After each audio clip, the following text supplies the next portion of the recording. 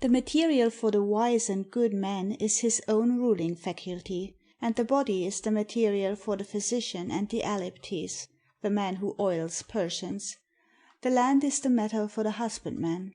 The business of the wise and good man is to use appearances conformably to nature. And as it is the nature of every soul to assent to the truth, to dissent from the false, and to remain in suspense as to that which is uncertain, so it is its nature to be moved towards the desire for the good, and to aversion from the evil. And with respect to that which is neither good nor bad, it feels indifferent. For as the money changer, banker, is not allowed to reject Caesar's coin, nor the seller of herbs, but if you show the coin, whether he chooses or not, he must give up what is sold for the coin, so it is also in the matter of the soul. When the good appears, it immediately attracts to itself; the evil repels from itself.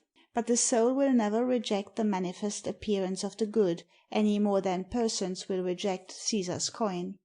On this principle depends every movement both of man and God. Against, or with respect to, this kind of thing chiefly a man should exercise himself. As soon as you go out in the morning, examine every man whom you see, every man whom you hear. Answer as to a question, What have you seen? A handsome man or woman? Apply the rule. Is this independent of the will or dependent? Independent. Take it away. What have you seen? A man lamenting over the death of a child. Apply the rule. Death is a thing independent of the will. Take it away. Has the proconsul met you? Apply the rule. What kind of a thing is a proconsul's office? Independent of the will or dependent on it? Independent. Take this away also. It does not stand examination. Cast it away, it is nothing to you. If we practised this, and exercised ourselves in it daily from morning to night, something indeed would be done. But now we are forthwith caught half asleep by every appearance, and it is only, if ever, that in the school we are roused a little. Then when we go out, if we see a man lamenting, we say, he is undone. If we see a consul, we say, he is happy. If we see an exiled man, we say, he is miserable. If we see a poor man, we say, he is wretched, he has nothing to eat. We ought then to eradicate these bad opinions, and to this end we should direct all our efforts.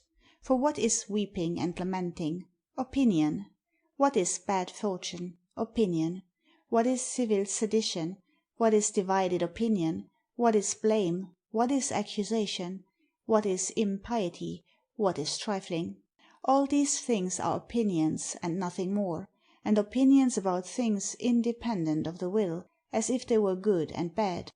Let a man transfer these opinions to things dependent on the will, and I engage for him that he will be firm and constant, whatever may be the state of things around him. Such as is a dish of water, such is the soul. Such as is the ray of light which falls on the water, such are the appearances. When the water is moved, the ray also seems to be moved, yet it is not moved.